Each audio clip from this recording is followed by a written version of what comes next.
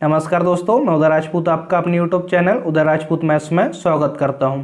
आज की क्लास में हम प्रॉफिट एंड लॉस के बारे में पढ़ेंगे, लेकिन इससे पहले हम कुछ आवश्यक डिस्कशन है इसके बारे में चर्चा कर लेते हैं। देखिए यहाँ पे मध्य प्रदेश जेल प्रहरी 2020 इसकी वैकेंसी आ गई है। तो अब मैं जो भी मैथ्स पढ़ाऊँगा इस भर्ती को ध्यान में रखते हुए पढ़ाऊँगा।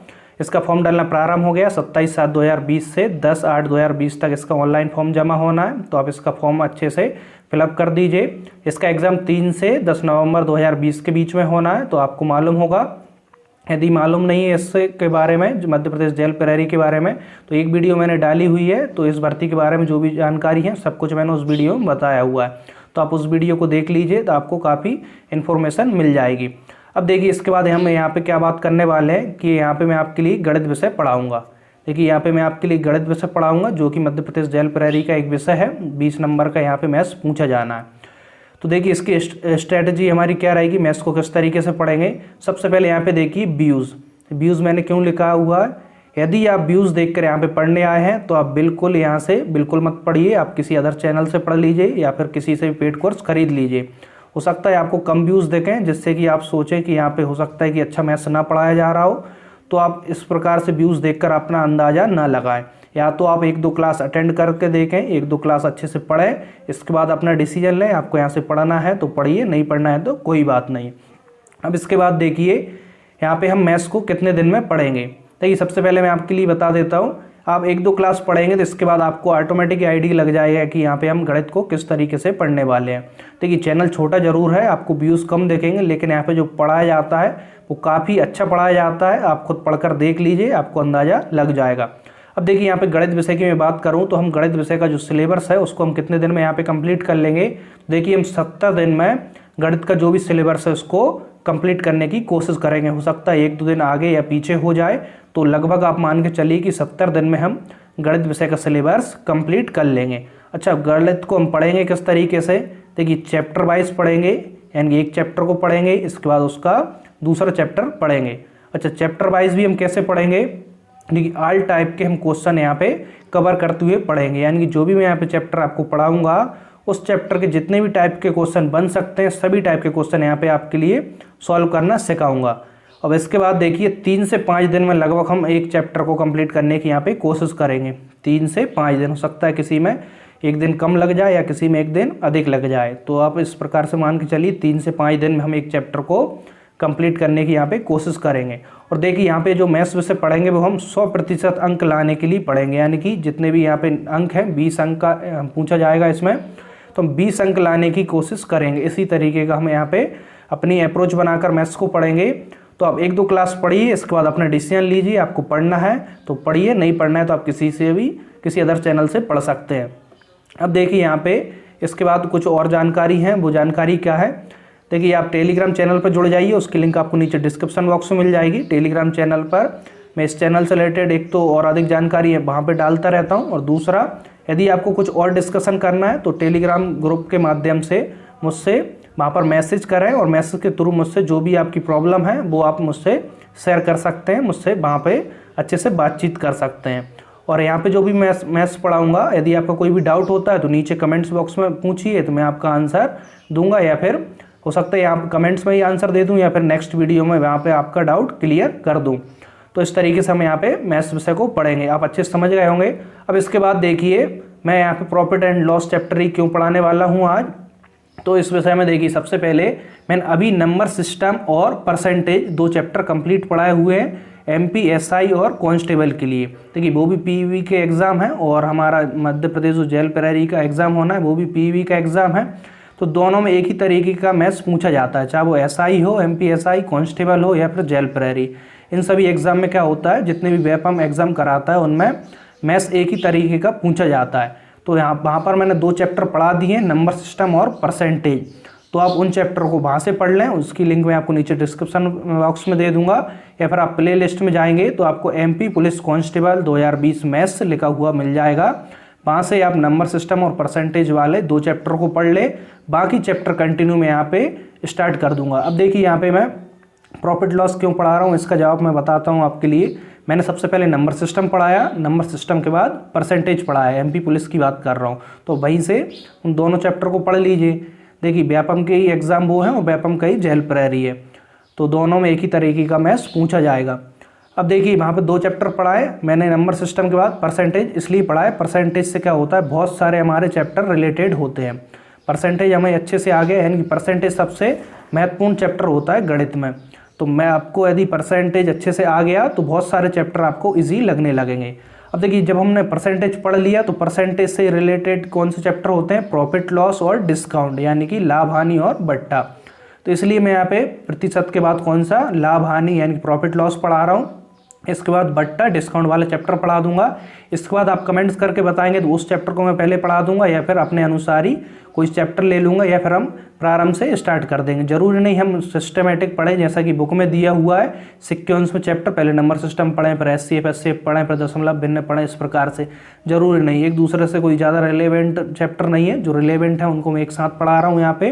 देखिए परसेंटेज से रिलेवेंट कौन सा है, प्रॉफिट लॉस, इससे रिलेवेंट है डिस्काउंट। तो यहाँ पे मैं तीनों चैप्टरों को एक साथ पढ़ा दूंगा। इसके बाद हो सकता है मैं बुक के अनुसार ही प्रारंभ से स्टार्ट कर दूं जो भी चैप्टर है सीक्वेंस में, तो आप उसकी टेंशन बिल्कुल भी मत लीजिए। मैं यहाँ पे जो भी चैप्टर पढ़ाऊंगा आपके लिए इतने अच्छे से करा दूंगा कि उस चैप्टर से आपका एग्जाम में कोई भी क्वेश्चन नहीं छूटेगा, तो आप इसकी बिल्कुल भी टेंशन ना लें।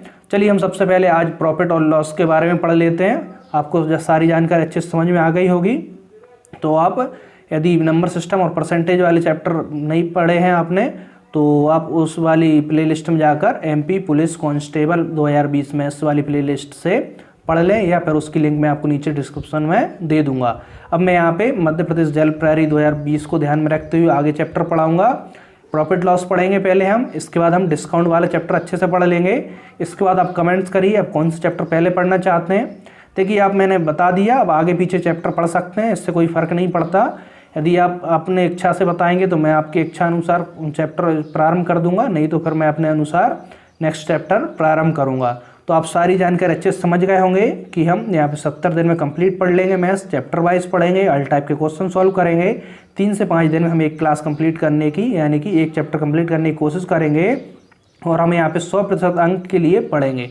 देखिए चैनल छोटा है इसलिए ज़्यादा इंस्ट्रूमेंट नहीं हो पाने के कारण आपको हो सकता है ज़्यादा प्रोफेशनल चैनल ना लगे, लेकिन आप यहाँ पर पढ़ने पर ध्यान दीजिए। देखिए वैसी बात हो गई, यदि आपको कोई सोने के बर्तन में खाना रख के दे दिया जाए और खाना ही अच्छा ना हो तो आप सोने के बर्तन में भी खाकर आपका पेट नहीं भरेगा। आप यदि खाना बहुत अच्छा होगा तो आप दोने में भी आपका पेट अच्छे से भर जाएगा। तो आप उसी प्रकार से आपकी मेंटलिटी बनाइए और आप यहाँ पर पढ़कर देखिए, 1 से 2 चैप्टर आप पढ़ के देखिए, आपको ऑटोमेटिक आइडिया लग जाएगा कि आपको यहाँ से पढ़ना है या नहीं पढ़ना। तो चलिए हम अपना समय ना गवाते हुए यहाँ पे अपना चैप्टर प्रारंभ करते हैं। देखिए प्रॉफिट लॉस। अब देखिए एक जानकारी और आपके लिए, देखिए क्लास आपको कितने बजे मिलेगी, यानी कि प्रत्येक दिन आपके लिए एक वीडियो मिलेगी। उसका समय शाम को 8 बजे रहेगा। यदि आप टाइम कुछ और चाहते हैं तो आप मुझे कमेंट बॉक्स में बता दीजिए, मैं टाइम चेंज कर दूंगा। नहीं तो आपको शाम को 8 बजे एक वीडियो रोज़ आपके लिए मिलेगी। देखिए हम इतना सारा यहाँ पे कंटेंट कवर करेंगे जितना कि आप ऑफलाइन में 1 से 1.5 घंटे में कवर करते हैं, उतना कंटेंट में यहाँ पे आपके लिए हो सकता है 20 से 30 मिनट में ही उससे ज़्यादा यहाँ पे कवर करा दूँ, क्योंकि यहाँ पर आपको नोट नहीं करना, तो यहाँ पे हमारा काफ़ी समय बच जाएगा। बस आप घर पर इन क्वेश्चनों को अच्छे से प्रैक्टिस करिए, आपसे क्वेश्चन काफ़ी अच्छे से बनने लगेंगे। तो चलिए हम अपना समय ना गवाए हुए चैप्टर को प्रारंभ करते हैं। आज बहुत ज़्यादा डिस्कशन हो गया, कल से हम अपने सीधे पॉइंट पर बात करेंगे, यानी जो भी चैप्टर होगा उसके बारे में डिस्कशन करेंगे। देखिए सबसे पहले प्रॉफिट लॉस के बारे में यहाँ पे हम पढ़ रहे हैं। प्रॉफिट लॉस का हमारा पार्ट 1 है, आगे पार्ट 2 पार्ट 3 इस तरीके से हम आगे चैप्टर इसके पढ़ेंगे। आज हम इस चैप्टर में क्या करेंगे, बेसिक क्वेश्चन जो हैं इसके बारे में पढ़ेंगे, यानी कि इस प्रॉफिट लॉस के बारे में हम अपनी समझ को बनाएंगे। सबसे पहले यहाँ पे देखिए, प्रॉफिट लॉस पढ़ने से पहले आपके लिए क्या जानना जरूरी है। सबसे पहले यहाँ पे देखिए क्रय मूल्य के बारे में जानना जरूरी है। क्रय मूल्य क्या होता है, जिस मूल्य पर कोई वस्तु खरीदी जाती है उसे हम क्रय मूल्य कहते हैं। जैसे कि आप इसको और अच्छे से समझेंगे, मान के चलिए आपने कोई न्यू बाइक खरीदी, तो न्यू बाइक मान के चलिए आपने 1 लाख रुपए में खरीदी, कोई पल्सर या फिर कोई सी बड़ी बाइक आपने खरीदी, या नॉर्मल बाइक जौन सा भी आप खरीदने चाहते हैं, तो आपने वो जितने की खरीदी, मान के चलिए आपने 60,000 रुपये में खरीदी, तो 60,000 रुपये क्या होगा, उस बाइक का हमारे लिए क्रय मूल्य होगा। समझिए क्रय मूल्य क्या होता है। अब विक्रय मूल्य देखिए, अब मान के चलिए वही बाइक आप 2 साल चलाते हैं, 2 साल बाद आपको बाइक चेंज करना है, या आप बाइक के शौकीन हैं तो आप उस बाइक को बेचेंगे, तो 2 साल बाद उस बाइक को हम जिस मूल्य पर बेचेंगे, मान के चलिए आपने 60,000 की खरीदी थी और 2 साल बाद उसको 30,000 में बेची, तो 30,000 यहाँ पे क्या होगा हमारा विक्रय मूल्य, यानी कि जिस मूल्य पर कोई वस्तु बेची जाती है वो हमारा विक्रय मूल्य कहलाता है। आपको समझ में आ गया। अब देखिए लाभ और हानि के बारे में समझ लीजिए। देखिए मैं यहाँ पे आपके लिए मान के चल रहा हूँ, आपको मैथ्स कुछ नहीं आता, यानी कि आपको 0 मान कर चल रहा हूँ, उसी प्रकार से मैं यहाँ पे आपके लिए पढ़ाऊँगा। तो आप बिल्कुल पढ़कर देखिए, इसके बाद अपना डिसीजन लीजिए। देखिए लाभ क्या होगा। अब देखिए लाभ को समझिए। मान के चलिए आपने कोई पुरानी बाइक खरीदी 30,000 रुपये की, और उसके लिए आपने अच्छे से रिपेयरिंग करा लिया या फिर उसको कलर करा लिया, और उसके बाद आपने उस बाइक को 1 साल चलाकर बेच दी। 30,000 रुपये में खरीदी थी और आपने मान के चली 40,000 रुपये में बेच दी, तो आपको यहाँ पे क्या हो गया, लाभ हो गया। 30,000 की खरीदी और बेच 40,000 में दी, यानी कि आपको 10,000 का क्या हो गया, लाभ हो गया। समझ में आ गया लाभ। हानि देखिए, हानि कैसे, जैसे कि आप न्यू बाइक खरीदते हैं, मान के चलिए आज आप कोई न्यू बाइक खरीदें 70,000 रुपये में आएगी, कोई भी बाइक हो सकता है कम ज़्यादा में आए, तो मैं आपके लिए यहाँ पे एक लगभग वैल्यूज़ बता रहा हूँ। 70,000 रुपये में आप कोई नई बाइक खरीदते हैं, 1 साल बाद आपको बाइक बेचना है, तो 70,000 रुपये में आपने खरीदी तो वो 70,000 में तो नहीं बिकेगी, कुछ कम में बिकेगी, मान के चलिए 50,000 रुपये में बिकेगी। तो आपने 70,000 की खरीदी और 50,000 में बेची, तो आपको कितना 20,000 का क्या हो गया, यहाँ पे घाटा हो गया, यानी कि आपको हानि हो गई। समझ में आ गया। देखिए क्रय मूल्य, विक्रय मूल्य, लाभ, हानि, बस इन 4 चीज़ों के बारे में आप इस चैप्टर में अच्छे से समझ जाएंगे तो आप इसके क्वेश्चन बहुत ही ईजी सॉल्व कर पाएंगे। चलिए मैं आपके लिए यहाँ पे 2 छोटे से फॉर्मूले और बता देता हूँ। वो फॉर्मूले क्या होंगे, सबसे पहले यहाँ पे देखिए क्रय मूल्य। आपके लिए जब भी क्रय मूल्य निकालना है तो कैसे निकालेंगे, क्रय मूल्य बराबर होगा विक्रय मूल्य इंटू यहाँ पे 100 प्लस, देखिए लाभ, अभी समझाता हूँ आपके लिए, माइनस या हानि। देखिए यहाँ पे मैं फॉर्मूला लिखना भूल गया, इसलिए यहाँ पे आपको अभी लिख के बता देता हूँ। क्रय मूल्य बराबर विक्रय मूल्य इंटू 100 प्लस माइनस लाभ या हानि बटे नीचे क्या आएगा, 100 आएगा। देखिए 2 सरल से फॉर्मूले हैं, बस इन दोनों को आप थोड़ा सा याद कर लीजिए, आपको क्वेश्चन सॉल्व करते करते ऑटोमेटिक याद हो जाएंगे। या फिर विक्रय मूल्य निकालना है, देखिए हम इसी क्वेश्चन से चेंज कर सकते हैं, या फिर आप इसको इस प्रकार से याद रख लीजिए। देखिए विक्रय मूल्य बराबर निकालेंगे क्या हो जाएगा, क्रय मूल्य इंटू 100, इसी से चेंज कर सकते हैं हम। एक फॉर्मूला याद कर कर दूसरा ऑटोमेटिक बन जाएगा। देखिए यहाँ से विक्रय मूल्य बराबर क्या होगा, क्रय मूल्य क्रॉस में क्या हो जाएगा, यहाँ से 100 का मल्टीप्लाई अपॉन नीचे 100 प्लस माइनस लाभ। देखिए इसको हम नीचे पहुंचा देंगे, या फिर इन दोनों को आप अलग अलग भी इस प्रकार से याद रख लीजिए।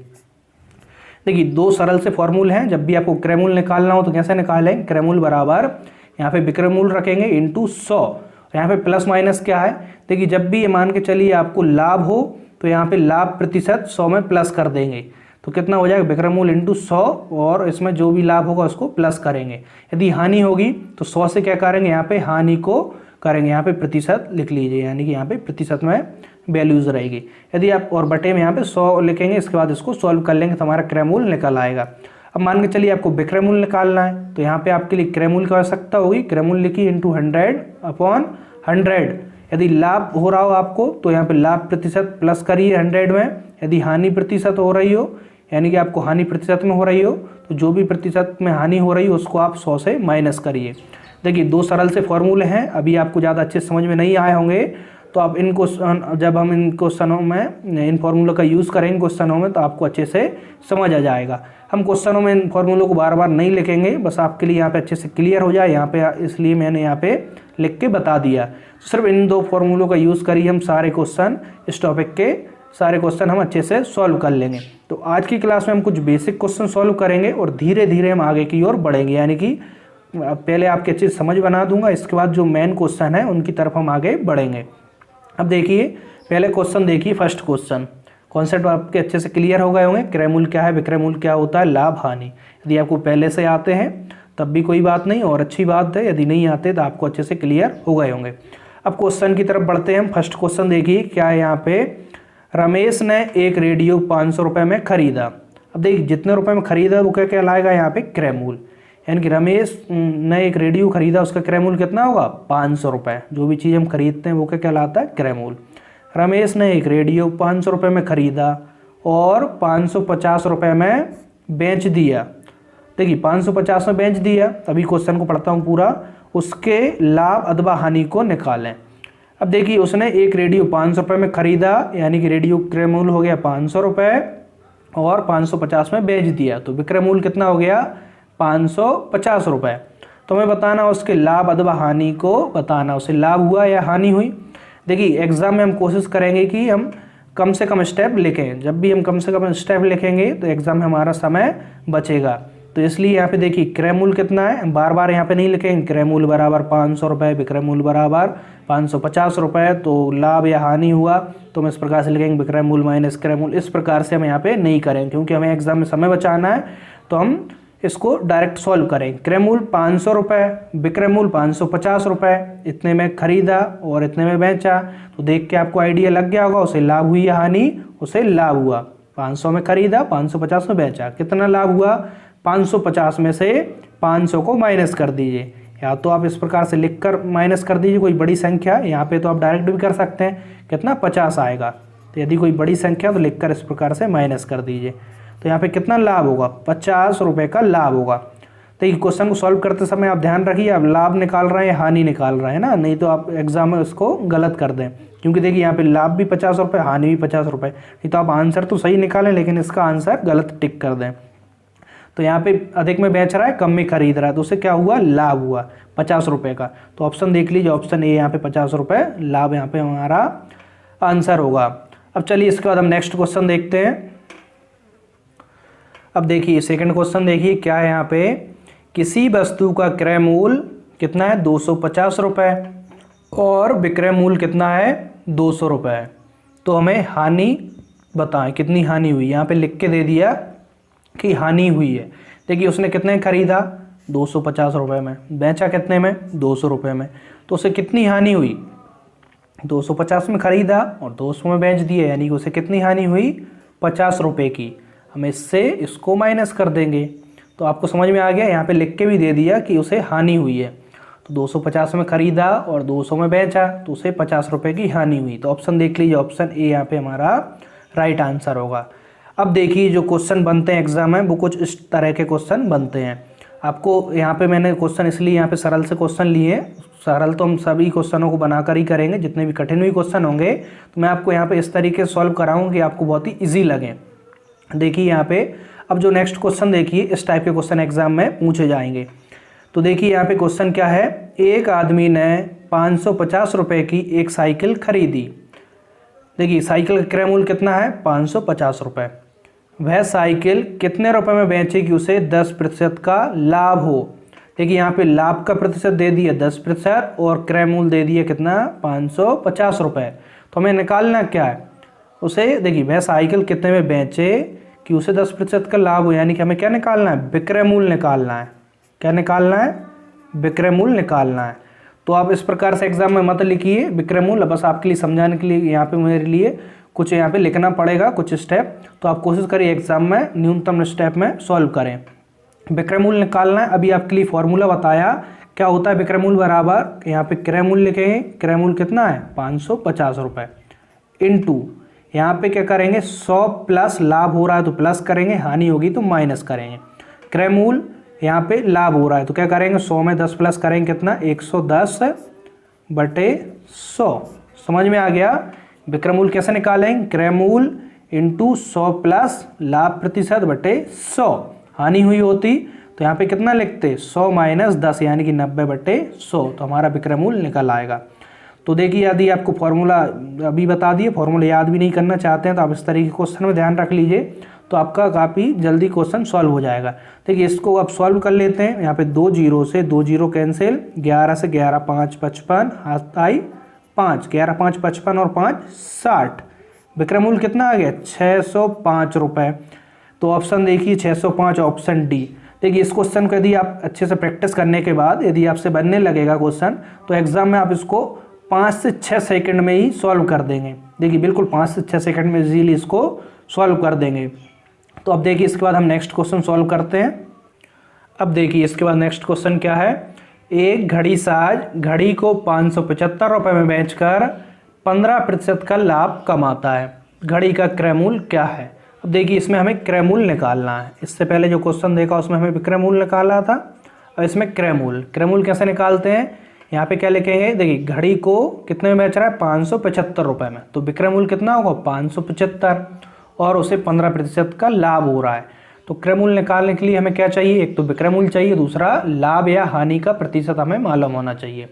तो क्रय मूल्य बराबर यहाँ पे क्या लिखेंगे, विक्रय मूल्य इंटू 100 बटे यहाँ पे 100 प्लस करेंगे लाभ है, लाभ होता है तो प्लस करते हैं, 100 में हानि होती है 100 से माइनस करते हैं, 100 प्लस 15 कितना होगा 115। तो एग्जाम में आप इस प्रकार से स्टेप लिखेंगे, आपको इस प्रकार से क्रय मूल्य बराबर लिखने की यहाँ पे आवश्यकता नहीं है। आपको मालूम होगा कि हमें क्या निकालना है, तो आप उस प्रकार से उसको सॉल्व कर देंगे। अब इसको कैंसिल करते हैं, देखिए इसको 5 से कैंसिल करते हैं, 5 दूनी 10, 1 15, 5 तिया 15, 5 से इसको कैंसिल, 5 एकम 5, 5 एकम 5, यहाँ पे कितना बचे 2, 5 25। अब 23 से देखिए 115 कैंसिल हो रहा है क्या, 23 से देखिए 5 15, हाथ से लाई 1, 5 दूनी 10, यानी कि 5 बार कैंसिल हो जाएंगे। 23 से कितनी बार, 5 बार में कैंसिल हो जाएंगे। आप कैंसिल करके देख लीजिए, 5 बार में 115 कैंसिल हो जाएंगे। तो ऊपर कितना बचा 5 इंटू 100, तो यहाँ पे कितना आ जाएगा 500 रुपये। तो क्रय मूल्य पूछा था, क्रय मूल्य क्या होगा 500 रुपये। तो ऑप्शन देख लीजिए, 500 रुपये हमारा राइट आंसर होगा। ठीक है, अच्छे से समझ में आ गया। देखिए यदि आपको कोई भी क्वेश्चन में डाउट होता है तो आप नीचे कमेंट बॉक्स में पूछ लीजिए, मैं आपका आंसर जरूर दूंगा। इसके बाद देखिए नेक्स्ट क्वेश्चन देखिए क्या है, एक कार को 45,000 रुपये में बेचने पर 10% की हानि होती है, कार का लागत मूल्य ज्ञात करें। लागत मूल्य क्या होता है, लागत मूल्य को ही हम क्रय मूल्य कहते हैं। तो यहाँ पे देखिए एक कार को कितने में बेच रहा है वो 45,000 रुपये में, यानी कार का विक्रय मूल्य कितना है 45,000 रुपये, और हानि कितनी हो रही है 10%। तो हमें क्या निकालना है, लागत मूल्य, यानी क्या निकालना है, क्रय मूल्य निकालना है। समझ में आ गया। तो देखिए यहाँ पे विक्रय मूल्य यहाँ लिखेंगे कितना है 45,000 रुपये, इंटू यहाँ पे क्या लिखेंगे, देखिए इंटू 100 अपॉन में 100, और यहाँ पे हानि है तो 100 से माइनस करेंगे हानि प्रतिशत, 100 माइनस 10 कितना हो जाएगा 90। समझ में आ गया। अब इसको हम सॉल्व कर देंगे, 0 से 0 कैंसिल, 9 से 9 एकम 9, 9 5 45, कितनी 2 0, यानी 500 इंटू 100 कितना हो जाएगा 5 और 2 2 4 0 यहाँ पे लिख देंगे। तो देख लीजिए कितना जाएगा क्रय मूल्य हमारा 50,000 रुपये। तो ऑप्शन देख लीजिए, क्रय मूल्य और लागत मूल्य दोनों बात एक ही होती हैं। तो ऑप्शन देखिए 50,000 रुपये कौन सा आंसर है हमारा, ए वाला यहाँ पे हमारा राइट आंसर है। देखिए आपको क्वेश्चन काफ़ी इजी लग रहे होंगे। चलिए हम इसके बाद और क्वेश्चन सॉल्व करते हैं। अब देखिए इसके बाद नेक्स्ट क्वेश्चन, देखिए क्वेश्चन देखने में आपको थोड़ा सा बड़ा लग रहा होगा, लेकिन हम इसको सॉल्व करते हैं। देखिए काफ़ी सरल क्वेश्चन है, या सरल क्वेश्चन नहीं भी होगा तो मैं आपके लिए इतने सरल तरीके से बताऊंगा कि आपको क्वेश्चन बिल्कुल भी कठिन नहीं लगेगा। देखिए क्वेश्चन क्या है यहाँ पे, मोहन ने एक मोटरसाइकिल कितने में खरीदी 10,000 रुपये में खरीदी, उसे 150 रुपये सड़क टैक्स एवं 100 रुपये अन्य शुल्क के रूप में देने पड़े। बताएं कि वह मोटरसाइकिल कितने में बेचे कि उसे कितना 20% का लाभ हो। क्वेश्चन में देखिए यहाँ पे मोटरसाइकिल कितने में खरीदी उसने 10,000 रुपये में, यानी कि मोटरसाइकिल का क्रय मूल्य कितना है 10,000 रुपये, लेकिन उसने 150 रुपये सड़क टैक्स में दिए और 100 रुपये अन्य शुल्क के रूप में उसे न दिए। तो उसे बाइक कितने की पड़ी, 100 में क्या 10,000 में क्या करेंगे हम 150 और 100 को प्लस करना पड़ेगी, तभी हमें मोटरसाइकिल का एक्चुअल क्रय मूल्य हमें मालूम होगा। यानी कि देखिए इतने में तो उसने खरीदी, लेकिन 150 टैक्स दिया और 100 रुपये अन्य शुल्क के रूप में उसे देने पड़े। तो टोटल उसे बाइक कितने की पड़ी, तो 10,000 में क्या करेंगे 150 और 100 यानी कि 250 को जोड़ेंगे। तो देखिए 10,000 में 250 को जोड़ेंगे कितना आएगा 10,250, यानी कि मोटरसाइकिल का क्रय मूल्य कितना होगा एक्चुअल, वो 10,250 रुपये होगा। समझ में आ गया। इस प्रकार से जब भी ऊपरी व्यय जो होता है उसको हम क्रय मूल्य में ही ऐड करते हैं, तब हमारा एक्चुअल क्रय मूल्य निकलता है। अब इसके बाद देखिए क्वेश्चन पूछ रहा है, बताएं वह मोटरसाइकिल कितने में बेचे, कितने में बेचे कि उसे 20% का लाभ हो। क्रय मूल्य मालूम है और हमें विक्रय मूल्य निकालना है। तो देखिए यहाँ पे विक्रय मूल्य हमें निकालना है। अब हो सकता है आगे क्वेश्चन में इस प्रकार से आपको न लिखूँ मैं, तो आप समझ जाइए, बस आपके लिए समझाने के लिए मैं यहाँ पे लिख रहा हूँ। देखिए यहाँ पे क्या है क्रय मूल्य, इनटू क्या लिखेंगे हम 100 प्लस लाभ है तो प्लस करेंगे, 100 प्लस 20 कितना हो जाएगा 120 बटे 100। समझ में आ गया। अब इसको हम सॉल्व कर लेते हैं। देखिए 2 जीरो से 2 जीरो कैंसिल, 12 से इसमें मल्टीप्लाई कर लेते हैं, 12 5 60 हाथ आई 6, 12 दूनी 24 6 30 हाथ आई 3। देखिए 12 से जीरो करेंगे 0 और हाथ की 3 जुड़ जाएगी, 12 एकम 12, 12 से मल्टीप्लाई करा तो कितना आ गया 12,300 रुपये। तो देखिए मोटरसाइकिल का विक्रय मूल्य कितना होगा 12,300 रुपये, यानी कि यदि उसे मोटरसाइकिल 10,250 रुपये की पड़ती है और उसे 20% लाभ कमाना है तो उसे कितने में बेचना होगी 12,300 रुपये में उस बाइक को बेचना होगी। तो ऑप्शन देख लीजिए 12,300 हमारा कौन सा ऑप्शन है 12,300 सी वाला यहाँ पे हमारा राइट आंसर है। आपको क्वेश्चन समझ में आ रहे होंगे। चलिए अब नेक्स्ट क्वेश्चन सॉल्व करते हैं। देखिए नेक्स्ट क्वेश्चन क्या है और आज का हमारा लास्ट क्वेश्चन है। आज हम इतने ही क्वेश्चनों को सॉल्व करेंगे, इससे आगे क्वेश्चन हम नेक्स्ट क्लास में सॉल्व करेंगे। तो चलिए इस क्वेश्चन को सॉल्व करते हैं। एक घड़ी को 400 रुपये में बेचने पर 20% की हानि होती है, उस घड़ी को कितने रुपए में बेचा जाए कि 10% लाभ हो। क्वेश्चन समझिए ध्यान से, थोड़ा सा क्वेश्चन चेंज है लेकिन हम इसको काफ़ी अच्छे तरीके से सॉल्व करेंगे। क्वेश्चन क्या कह रहा है, एक घड़ी को कितने बेचने पे 400 रुपये में बेचने पर, यानी कि घड़ी का विक्रय मूल्य कितना है 400 रुपये, क्या होता है 20% की हानि होती है। देखिए विक्रय मूल्य है और हानि है तो क्रय मूल्य निकाल लेंगे। क्रय मूल्य बराबर क्या होगा, देखिए क्रय मूल्य बराबर क्या होगा यहाँ पे विक्रय मूल्य इंटू 100 अपॉन 100 माइनस हानि। तो हानि कितनी होगी 20% हानि हो रही, 100 से माइनस करें कितना लिखेंगे 80। क्या आएगा हमारा निकल कर यहाँ पे क्रय मूल्य। आप फॉर्मूला देखकर समझ जाइए, फॉर्मूले के अकॉर्डिंग यहाँ पे हम वैल्यूज़ लिखते हैं, इसलिए मैंने आपको क्लास के प्रारंभ में ही दोनों फॉर्मूले बता दिए, क्रय मूल्य और विक्रय मूल्य का। क्रय मूल्य निकालना हो तो यहाँ पे विक्रय मूल्य लिखेंगे इंटू 100 अपॉन में 100, लाभ प्रतिशत है तो प्लस करेंगे, हानि प्रतिशत है तो माइनस करेंगे। तो यहाँ पे हानि है इसलिए 100 से माइनस कर दिया। अब इसको सॉल्व कर लेते हैं, 0 से 0 कैंसिल, 8 एकम 8, 8 5 40, 5 इंटू 100 कितना होगा यहाँ पे 500 रुपये। अब देखिए 500 रुपये क्या निकल के आया, यहाँ पे हमारा क्रय मूल्य निकल के आया। क्वेश्चन में आगे क्या पूछ रहा है, उस घड़ी को कितने रुपए में बेचा जाए कि 10% लाभ हो। अब देखिए क्रय मूल्य हमारे पास है 500 रुपये और हमें 10% लाभ चाहिए, तो हम क्या निकाल लेंगे यहाँ से, क्या निकाल लेंगे विक्रय मूल्य, कितने में बेचा जाए यानी कि विक्रय मूल्य। देखिए क्रय मूल्य 500, अब आप समझ गए होंगे 100 में क्या करेंगे हम 10 प्लस करेंगे यानी 110 बटे 100। तो हमारा क्या निकाल आएगा यहाँ से विक्रय मूल्य। देखिए 2 जीरो से 2 जीरो कैंसिल, 11 5 55 और 0, तो यहाँ से विक्रय मूल्य कितना होगा हमारा 550 रुपये होगा। तो ऑप्शन देख लीजिए 550, ऑप्शन ए यहाँ पे हमारा राइट आंसर होगा। तो ठीक है, हम आज की क्लास यहीं पे समाप्त करते हैं। उम्मीद करता हूँ आपको आज की क्लास ज़रूर पसंद आई होगी। यदि क्लास पसंद आई है तो वीडियो को लाइक करें, अपने दोस्तों के साथ शेयर करिए। देखिए शेयर जरूर करिए अपने दोस्तों के साथ जो भी जेल प्रहरी का एग्ज़ाम देने वाले हैं या फिर व्यापम का कोई भी और एग्ज़ाम देने वाले हैं।